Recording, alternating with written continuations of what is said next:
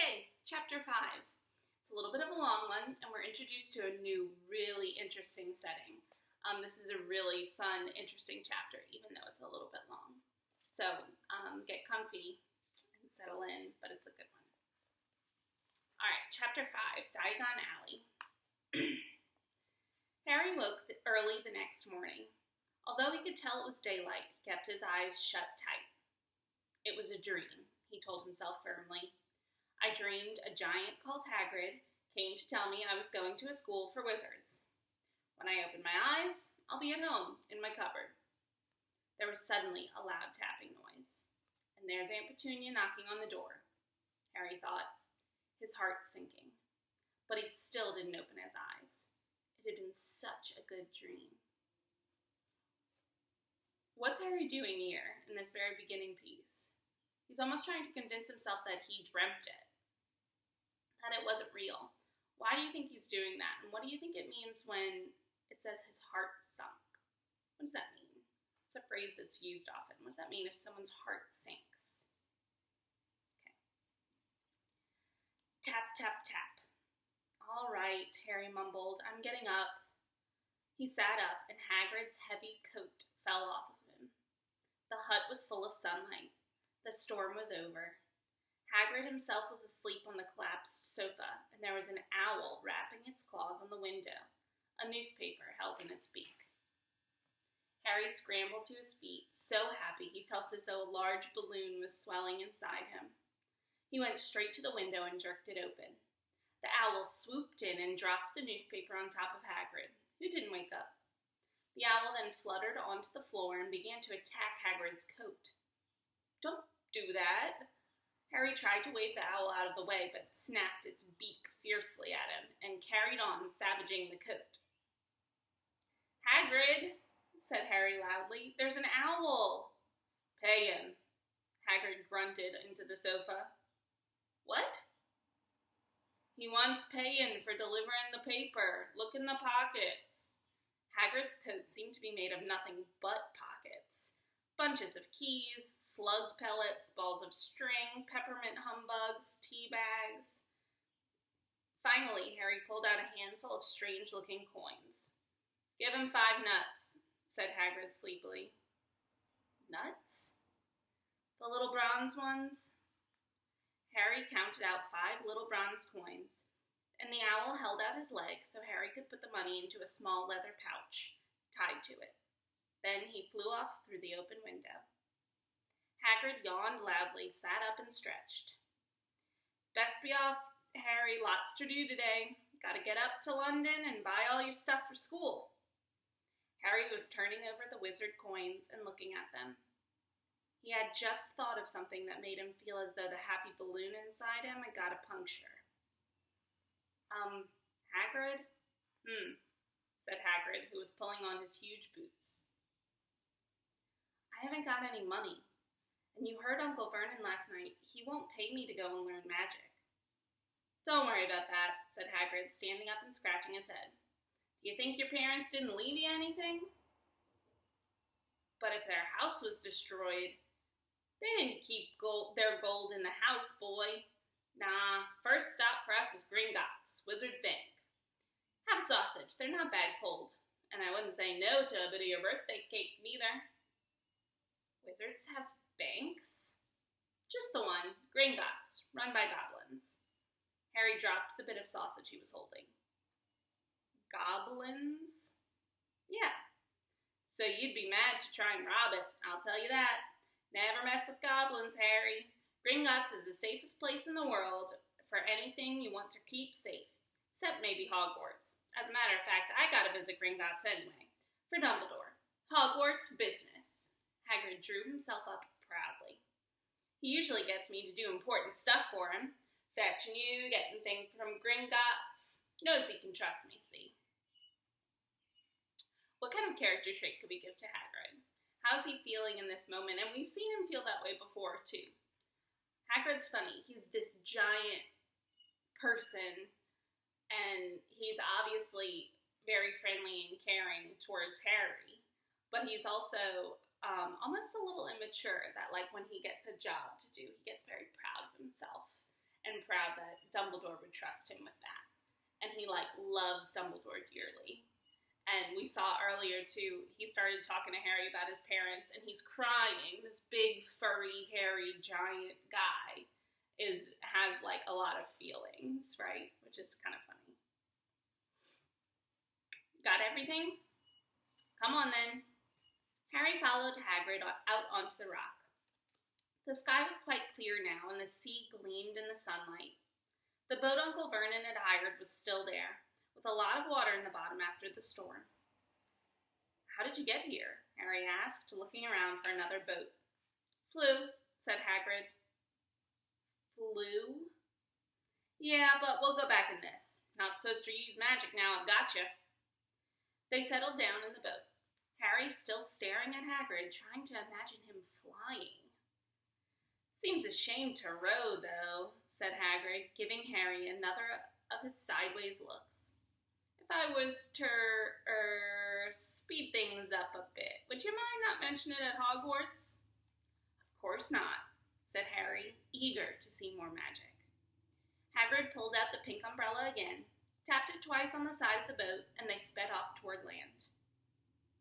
Why would you be mad to try and rob Gringotts? Harry asked. Spells. Enchantments, said Hagrid, unfolding his newspaper as he spoke. They say there's dragons guarding the high-security vaults. And then you gotta find your way. Gringotts is hundreds of miles under London, see? Deep under the underground. You'd die of hunger if you tried to get out, even if you did manage to get your hands on Summit. Harry sat and thought about this while Hagrid read his newspaper, the Daily Prophet. Harry had learned from Uncle Vernon that people liked to be left alone while they did this, but it was very difficult. He'd never had so many questions in his life. Ministry of Magic messing things up as usual, Hagrid muttered, turning the page. There's a Ministry of Magic? Harry asked before he could stop himself. Of course, said Hagrid. They want Dumbledore for minister, of course, but he'd never leave Hogwarts, so old Cornelius Fudge got the job. Bungler, if there ever was one. So he pelts Dumbledore with owls every morning asking for advice. But what does a Ministry of Magic do? Well, their main job is to keep it from the Muggles that there's still witches and wizards up and down the country. Why? Why? Blimey, Harry, everyone be wanting magic solutions to their problems. Nah, we're best left alone. At this moment, the boat bumped gently into the harbor wall. Hagrid folded up his newspaper and they clambered up the stone steps onto the street. Passersby stared a lot at Hagrid as they walked through the little town to the station. Harry couldn't blame them. Not only was Hagrid twice as tall as anyone else, he kept pointing at perfectly ordinary things, like parking meters, saying loudly, "See that, Harry? Things these Muggles dream up, eh?" Hagrid, said Harry, panting a bit as he ran to keep up. Did you say there were dragons at Gringotts? Well, so they say, said Hagrid. Crikey, I'd like a dragon. You'd like one? Wanted one ever since I was a kid. Here we go. They had reached the station. There was a train to London in 5 minutes' time. Hagrid, who didn't understand Muggle money, as he called it, gave the bills to Harry so he could buy their tickets. People stared more than ever on the train. Hagrid took up 2 seats and sat knitting what looked like a canary yellow circus tent. Okay, so stop for a second. I want to talk about the points of views of our different characters involved right now. We have Hagrid, Harry, and then all of the Muggles, right? The normal people, the non-wizards that are in this town. So what is the point of view of Harry at this point? How does he feel about everything that he's learning, about everything that he's going through? Pretty amazed, right? He's very interested. He's eager to know and understand more. He's really amazed by everything that's happening. What is the point of view of the Muggles? And how do we know that? We know Harry's point of view by the way that he's acting and how he's asking these questions. And even our author tells us he's eager to see magic, to learn more, to ask questions. He has so many questions. What's the point of view of the Muggles in this train station right now? they're almost confused, right? They're a little bit weirded out. And how do we know that? That they're confused by Hagrid, that they're maybe concerned, that they're in awe of Hagrid? How do we know that? What are they doing? What are their actions that are showing us that point of view? And then think about Hagrid. What's Hagrid's point of view at this point? He doesn't care, right? He's just going along like all of this is completely normal, because it is to him. But he's just going along, reading his newspaper, knitting his whatever it is that he's knitting, not paying attention to anyone else, right? He's content. He doesn't care. Carefree. Yeah. All right, I'm at the bottom of page 65. Still got your letter, Harry? He asked as he counted stitches. Harry took the parchment envelope out of his pocket. Good, said Hagrid. There's a list in there of everything you need. Harry unfolded a second piece of paper he hadn't noticed the night before and read, Hogwarts School of Witchcraft and Wizardry. Uniform. First-year students will require 1. 3 sets of plain work robes, black. 2. 1 plain pointed hat, black, for day wear. 3. 1 pair of protective gloves, dragon hide or similar. 4. 1 winter cloak, black, silver fastenings. Please note that all pupils' clothes should carry name tags. Course books. All students should have a copy of each of the following. The Standard Book of Spells, Grade 1, by Miranda Goshawk. A History of Magic by Bathilda Bagshot. Magical Theory by Adalbert Waffling. A Beginner's Guide to Transfiguration by Emmerich Switch. 1000 Magical Herbs and Fungi by Felida Spore. Magical Drafts and Potions by Arsenius Jigger. Fantastic Beasts and Where to Find Them by Newt Scamander. The Dark Forces, A Guide to Self-Protection by Quentin Trimble. Other equipment. 1 wand, 1 cauldron, pewter, standard size 2. 1 set glass or crystal files, 1 telescope, 1 set brass scales. Students may also bring an owl or a cat or a toad. Parents are reminded that first years are not allowed their own broomsticks. Okay, so stop for a second and think as a reader. Did you understand all of those things on that list? I didn't know what half of those book titles were talking about. I didn't know, like, what is a cloak? And, like, a robe? Like a bathrobe? And then what's a cauldron and a file? And they can bring an owl? Like, I have a lot of questions as a reader right now, right? Why do you think the author did that? Why do you think the author gave us all of these new words and ideas and didn't explain any of it to us? Right? There are no context clues here. Why do you think the author did that? Well, I think she did it because Harry is feeling that right now too, right? He's reading through this list and he's like, I don't know what any of this is, and I don't know where to find it. So the author wants us to kind of feel that likeness of Harry, of this like complete confusion of what's going on here, right? Okay. I'm towards the end of page 67.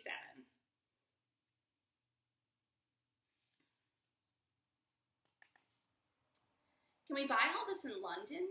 Harry wondered aloud. If you know where to go, said Hagrid. Harry had never been to London before. Although Hagrid seemed to know where he was going, he was obviously not used to getting there in an ordinary way. He got stuck in the ticket barrier on the Underground and complained loudly that the seats were too small and the trains too slow. What does that mean, the Underground? The Underground is like what London calls their like, it's kind of like their subway or their trains that are underground. They call it the London Underground. I don't know how muggles manage without magic, he said, as they climbed a broken-down escalator that led up to a bustling road lined with shops. Hagrid was so huge that he parted the crowd easily. All Harry had to do was keep close behind him. They passed bookshops and music stores, hamburger restaurants and cinemas, but nowhere that looked as if it could sell you a magic wand.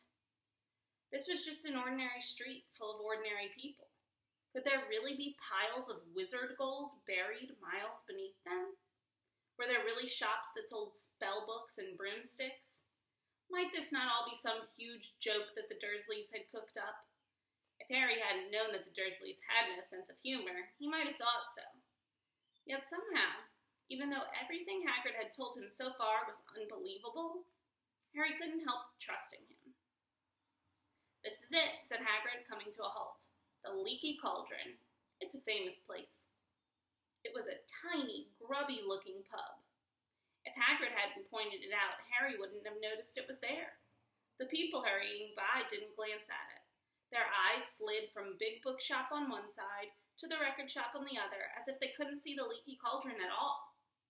In fact, Harry had the most peculiar feeling that only he and Hagrid could see it. Before he could mention this, Hagrid had steered him inside. For a famous place, it was dark. It was very dark and shabby. A few old women were sitting in a corner drinking tiny glasses of sherry. One of them was smoking a long pipe. A little man in a top hat was talking to the old bartender, who was quite bald and looked like a toothless walnut. The low buzz of chatter stopped when they walked in. Everyone seemed to know Hagrid. They waved and smiled at him, and the bartender reached for a glass, saying, "The usual, Hagrid?" So a pub is what people in London and Ireland call like a restaurant bar type area. "Can't, Tom. I'm on Hogwarts business," said Hagrid, clapping his great hand on Harry's shoulder and making Harry's knees buckle. "Good Lord," said the bartender, peering at Harry. Can this be? The Leaky Cauldron had suddenly gone completely still and silent. "Bless my soul," whispered the old bartender. "Harry Potter, what an honor!" He hurried out from behind the bar, rushed toward Harry, and seized his hand, tears in his eyes. "Welcome back, Mr. Potter, welcome back!" Harry didn't know what to say. Everyone was looking at him. The old woman with the pipe was puffing on it without realizing it had gone out. Hagrid was beaming. Then there was a scraping of chairs, and the next moment Harry found himself shaking hands with everyone in the Leaky Cauldron. "Doris Crockford, Mr. Potter, I can't believe I'm meeting you at last. So proud, Mr. Potter, I'm just so proud. Always wanted to shake your hand. I'm all of a flutter. Delighted, Mr. Potter, just can't tell you. Diggle's the name, Daedalus Diggle."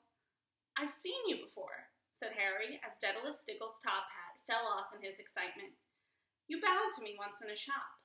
"He remembers!" cried Daedalus Diggle, looking around at everyone. "Did you hear that? He remembers me!" Harry shook hands again and again. Doris Crockford kept coming back for more. A pale young man made his way forward very nervously. One of his eyes was twitching.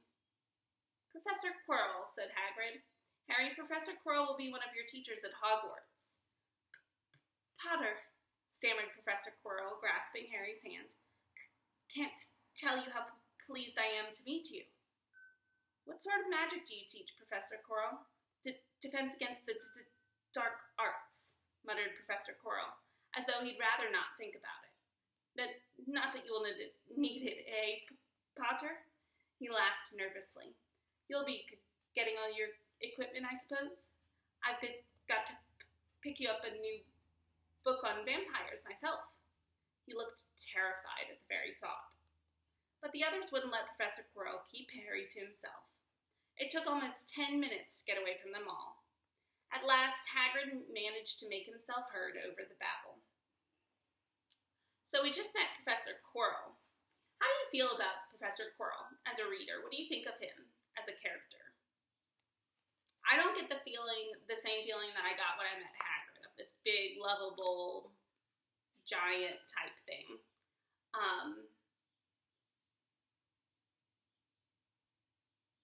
Sorry, I just want to turn my watch on Do Not Disturb.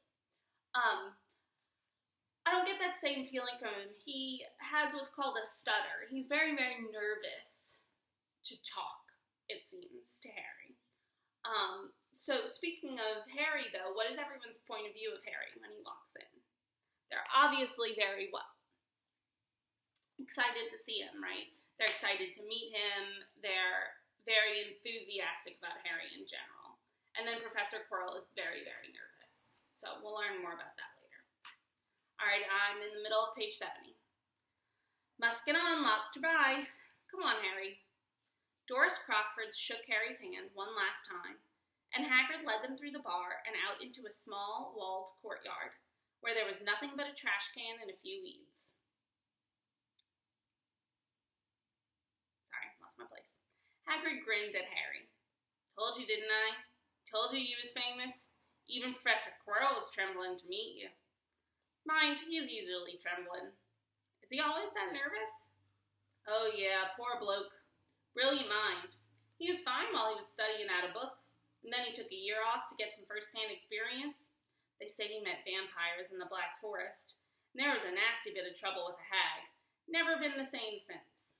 Scared of the students, scared of his own subject. Now, where's my umbrella? Vampires? Hags? Harry's head was spinning. Hagrid, meanwhile, was counting bricks in the wall above the trash can. 3 up, 2 across, he muttered. Right, stand back, Harry. He tapped the wall 3 times with the point of his umbrella. The brick he had touched quivered. It wriggled. In the middle, a small hole appeared. It grew wider and wider. A second later, they were facing an archway large enough even for Hagrid, an archway onto a cobbled street that twisted and turned out of sight. Welcome, said Hagrid, to Diagon Alley. He grinned at Harry's amazement. They stepped through the archway. Harry looked quickly over his shoulder and saw the archway shrink instantly back into a solid wall. The sun shone brightly on a stack of cauldrons outside the nearest shops.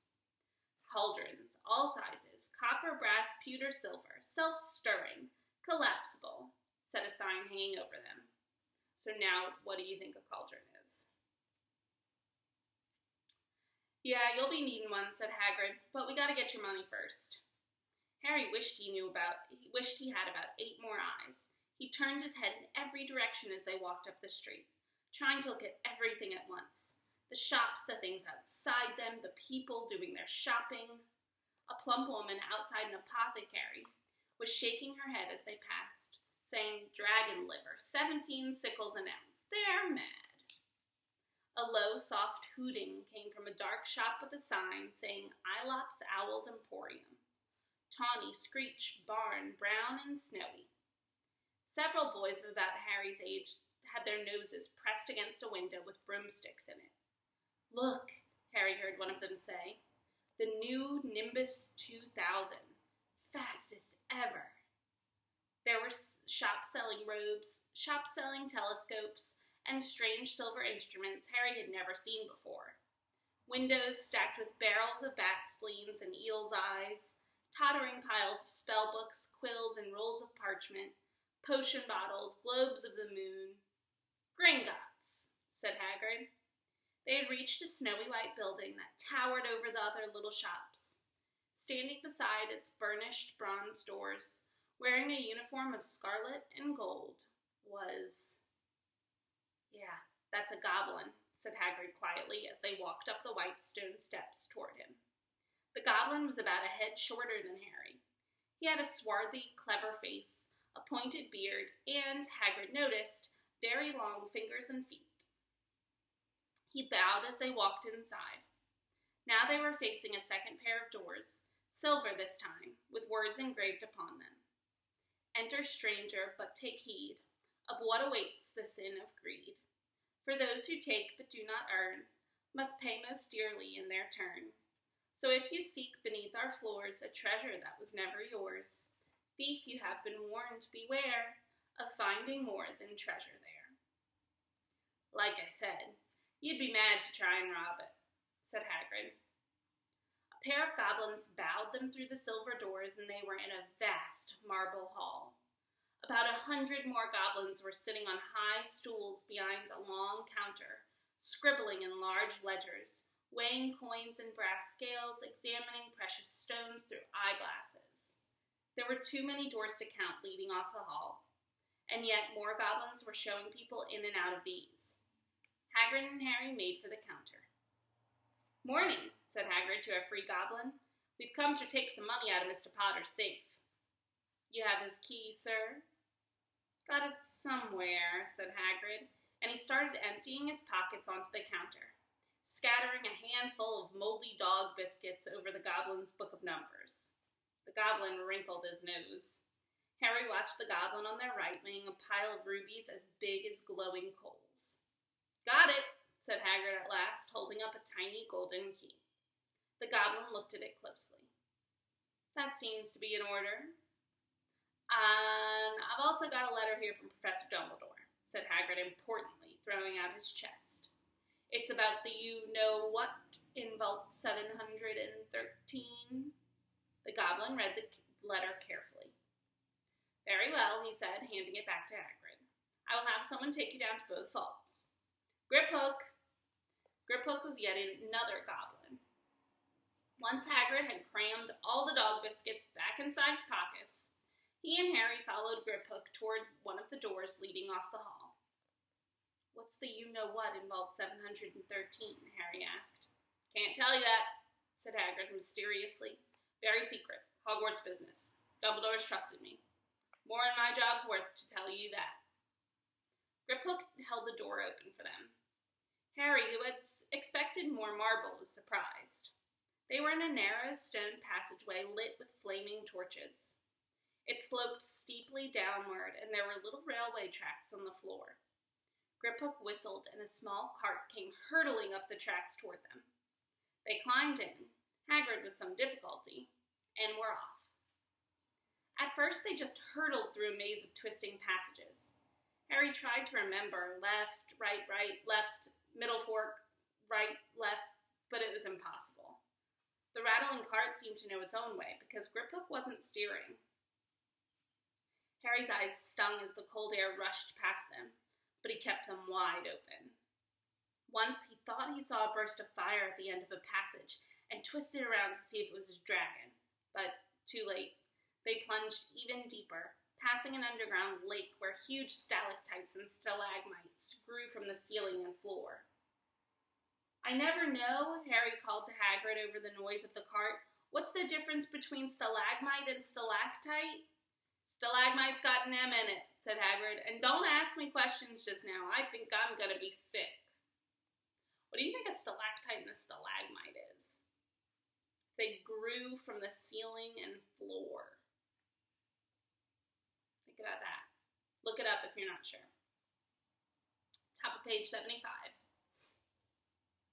He did look very green, and when the cart stopped at last beside a small door in the passage wall, Hagrid got out and had to lean against the wall to stop his knees from trembling. Griphook unlocked the door. A lot of green smoke came billowing out, and as it cleared, Harry gasped.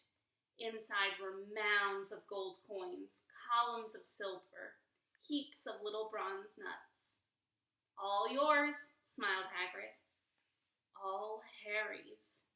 It was incredible. The Dursleys couldn't have known about this, or they'd have had it from him faster than blinking.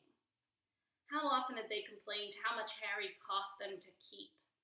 And all the time there had been a small fortune belonging to him buried deep under London. Hagrid helped Harry pile some of it into a bag. "The gold ones are called galleons," he explained. 17 silver sickles to a galleon, and 29 nuts to a sickle. It's easy enough." "Right, that should be enough for a couple of terms. We'll keep the rest safe for you." He turned to Griphook. "Vault 713 now, please. And can we go more slowly?" "One speed only," said Griphook. They were going even deeper now and gathering speed. The air became colder and colder as they hurtled round tight corners. They went rattling over an underground ravine, and Harry leaned over the side to try to see what was down at the dark bottom, but Hagrid groaned and pulled him back by the scruff of his neck.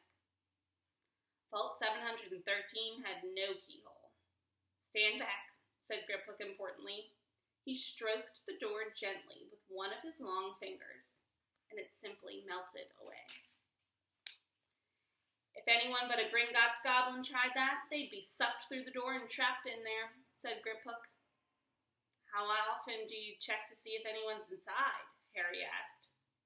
About once every 10 years, said Griphook with a rather nasty grin. Something really extraordinary had to be inside this top security vault.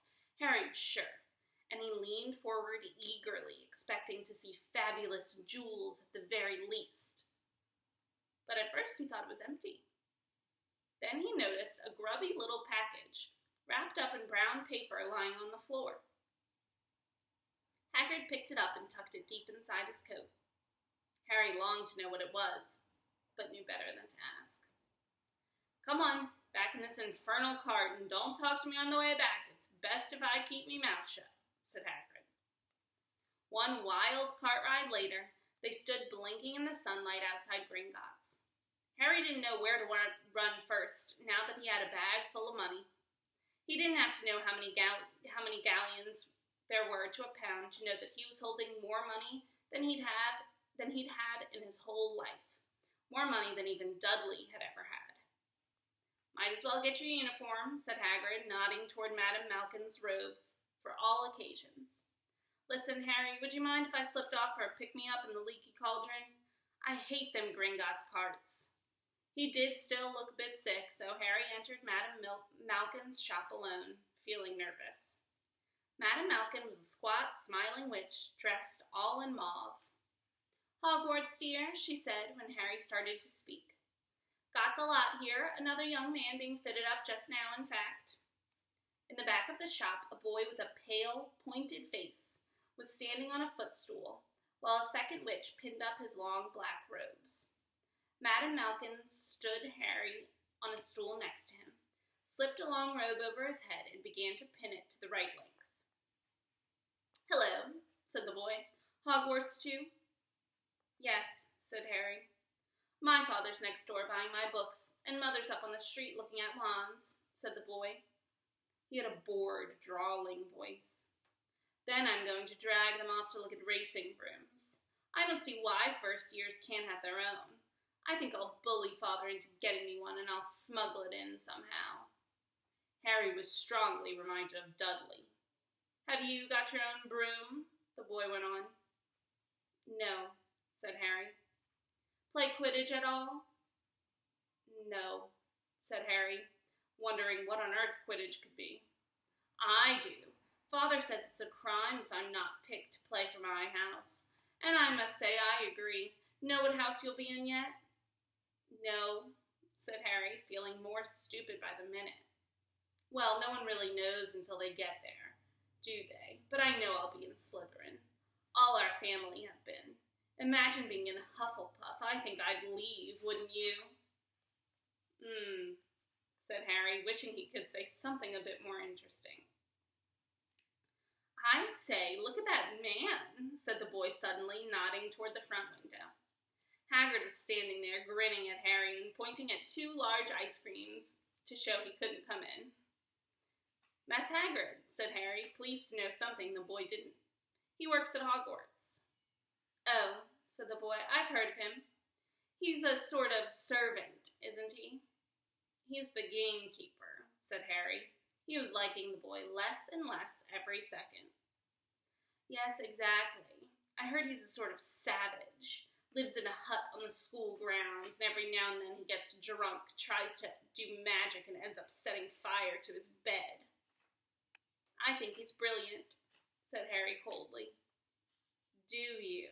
Said the boy with a slight sneer. Why is he with you? Where are your parents? They're dead, said Harry shortly. He didn't feel much like going into the matter with this boy. Oh, sorry, said the other, not sounding sorry at all. But they were our kind, weren't they? They were a witch and wizard, if that's what you mean. I really don't think they should let the other sort in, do you? They're just not the same. They've never been brought up to know our ways. Some of them have never even heard of Hogwarts until they get the letter, I imagine. I think they should keep it in the old wizarding families. What's your surname, anyway? Surname just means last name. But before Harry could answer, Madame Malkin said, "That's you done, my dear," said Harry, and Harry, not sorry for an excuse to stop talking to the boy, hopped down from the footstool. So why do you think Harry is keeping this information from this boy? We see that Harry doesn't really like him, doesn't seem to like him, at least not at first glance. Why do you think Harry's not like, well, I'm Harry Potter and I'm awesome? Why do you think that that's not what he's doing at this point? Any idea? Think about that. I'm going to ask you that and we're going to talk about it later. Hold on 1 second. I'll be right back. I have to go get my computer charger.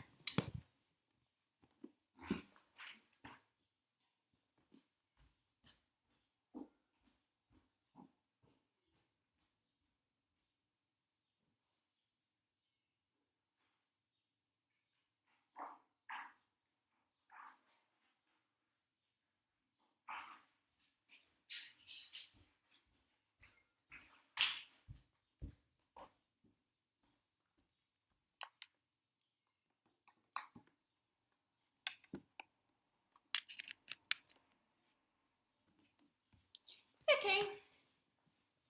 Alright, so I am at the top of page 79. Well, I'll see you at Hogwarts, I suppose, said the drawling boy. Harry was rather quiet as he ate the ice cream Hagrid had brought him. Chocolate and raspberry with chopped nuts. What's up? Said Hagrid. Nothing, Harry lied. They stopped to buy parchment and quills. Harry cheered up a bit when he found a bottle of ink that changed color as he wrote. When they had left the shop, he said, Hagrid, what's Quidditch? Blimey, Harry, I keep forgetting how little you know. Not knowing about Quidditch. Don't make me feel worse, said Harry. He told Hagrid about the pale boy and Madame Malkins. And he said people from Muggle families shouldn't even be allowed in. You're not from a Muggle family. If he had known who you were, he's grown up knowing your name, if his parents are wizarding folks. You saw what everybody in the Leaky Cauldron was like when they saw you. Anyway, what does he know about it? Some of the best I ever saw were the only ones with magic in them in a long line of Muggles. Look at your mom. Look at what she had for a sister. So what is Quidditch? It's our sport, wizard sport. It's like soccer in the Muggle world. Everyone follows Quidditch. Played up in the air on broomsticks, and there's 4 balls. Sort of hard to explain the rules. And what are Slytherin and Hufflepuff? Schoolhouses. There's 4. Everyone says Hufflepuff are a lot of duffers, but I bet I'm in Hufflepuff, said Harry gloomily. Better Hufflepuff than Slytherin, said Hagrid darkly. There's not a single witch or wizard who went bad who wasn't in Slytherin. You know who was one. You know who was at Hogwarts? Years and years ago, said Hagrid. They bought Harry's school books in a shop called Flourish and Blots, where the shelves were stacked to the ceiling with books as large as paving stones bound in leather. Books the size of postage stamps in covers of silk. Books full of peculiar symbols, and a few books with nothing in them at all. Even Dudley, who never read anything, would have been wild to get his hands on some of these. Hagrid almost had to drag Harry away from curses and counter-curses, bewitch your friends and befuddle your enemies with the latest revenges, hair loss, jelly legs, tongue-tying, and much, much more, by Professor Vindictus Viridian. I was trying to find out how to curse Dudley. I'm not saying that's not a good idea, but you're not to use your magic in the Muggle world except in very special circumstances, said Hagrid. And anyway, you couldn't work any of them curses yet. You'll need a lot more study before you get to that level. Hagrid wouldn't let Harry buy a solid gold cauldron either. It says pewter on your list. But they got a nice set of scales for weighing potion ingredients and a collapsible brass telescope. Then they visited the apothecary, which was fascinating enough to make up for its horrible smell. A mixture of bad eggs and rotted cabbages. Barrels of slimy stuff stood on the floor. Jars of herbs, dried roots, and bright powders lined the walls. Bundles of feathers, strings of fangs, and snarled claws hung from the ceiling. While Hagrid asked the man behind the counter for a supply of some basic potion ingredients for Harry, Harry himself examined silver unicorn horns at 21 galleons each, and minuscule glittery black beetle eyes, 5 nuts a scoop. Outside the apothecary, Hagrid checked Harry's list again. Just your wand left. Oh yeah, and I still haven't gotten you a birthday present. Harry felt himself go red. You don't have to. I know I don't have to. Tell you what, I'll get your animal. Nodded Toad. Toads went out of fashion years ago. You'd be laughed at. And I don't like cats. They make me sneeze. I'll get you an owl. All the kids want owls. They're dead useful. Carry your mail and everything. 20 minutes later, they left Elop's Owl's Emporium, which had been dark and full of rustling and flickering, jewel-bright eyes. Harry now carried a large cage that held a beautiful, snowy owl, fast asleep with her head under her wing. He couldn't stop stammering his thanks, sounding just like Professor Quirrell. Don't mention it, said Harry gruffly. Don't expect you've had a lot of presents from them Dursleys. Just Ollivanders left now. Only place for wands, Ollivanders. And you gotta have the best wand. A magic wand. This was what Harry had really been looking forward to. The last shop was narrow and shabby. Peeling gold letters over the door read Ollivanders, makers of fine wands since 382 BC. A single wand lay on the faded purple cushion in the dusty window. A tinkling bell rang somewhere in the depths of the shop as they stepped inside. It was a tiny place, empty except for a single spindly chair that Hagrid sat on to wait. Harry felt strangely as though he had entered a very strict library. He swallowed a lot of new questions that had just occurred to him and looked instead at the thousands of narrow boxes piled neatly right up to the ceiling. For some reason, the back of his neck prickled. The very dust and silence in here seemed to tingle with some secret magic. Good afternoon, said a soft voice. Harry jumped. Hagrid must have jumped too, because there was a loud crunching noise, and he got quickly off the spindly chair. An old man was standing before them, his wide, pale eyes shining like moons through the gloom of the shop. Hello, said Harry awkwardly. Ah, yes, said the man. Yes, yes. I thought I'd be seeing you soon. Harry Potter. It wasn't a question. You have your mother's eyes. Seems only yesterday she was in here herself, buying her first wand. 10 1/4 inches long, swishy, made of willow.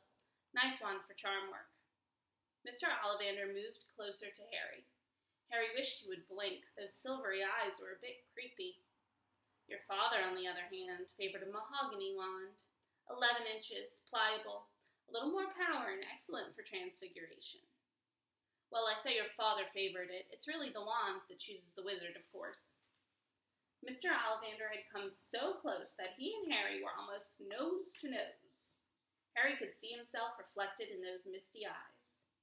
And that's where Mr. Ollivander touched the lightning scar on Harry's forehead with a long white finger. I'm sorry to say I sold the wand that did it, he said softly. 13 1/2 inches. You. Powerful wand, very powerful, and in the wrong hands. Well, if I'd known what that wand was going out in the world to do. He shook his head, and then, to Harry's relief, spotted Hagrid. Rubeus Hagrid, how nice to see you again. Oh, 16 inches rather bendy, wasn't it? It was, sir, yes, said Hagrid. Good wand, that one, but I suppose they snapped it in half when you got expelled, said Mr. Ollivander, suddenly stern. Yes, they did, yes, said Hagrid, shuffling his feet. I've still got the pieces, though, he added brightly. But you don't use them, said Mr. Ollivander sharply. Oh, no, sir, said Hagrid quickly. Harry noticed he gripped his pink umbrella very tightly as he spoke. Said Mr. Ollivander, giving Hagrid a piercing look. Well now, Mr. Potter, let me see. He pulled a long tape measure with silver markings out of his pocket. What is your wand arm? Well, I'm right-handed, said Harry. Hold out your arm, that's it. He measured Harry from shoulder to finger, then wrist to elbow, shoulder to floor, knee to armpit, and round his head. As he measured, he said, Every Ollivander wand has a core of powerful magical substance, Mr. Potter. We use unicorn hairs, phoenix tail feathers, and the heartstrings of dragons. No two Ollivander wands are the same, just as no two unicorns, dragons, or phoenixes are quite the same. And of course, you'll never get such good results with another wizard's wand. Harry suddenly realized that the tape measure, which was measuring between his nostrils, was doing this on his own. Mr. Ollivander was flitting around the shelves, taking down boxes. "That will do," he said, and the tape measure crumpled into a heap on the floor. "Right then, Mr. Potter, try this one. Beechwood and dragon heartstring, 9 inches. Nice and flexible. Just take it and give it a wave." Harry took the wand and, feeling foolish, waved it around a bit.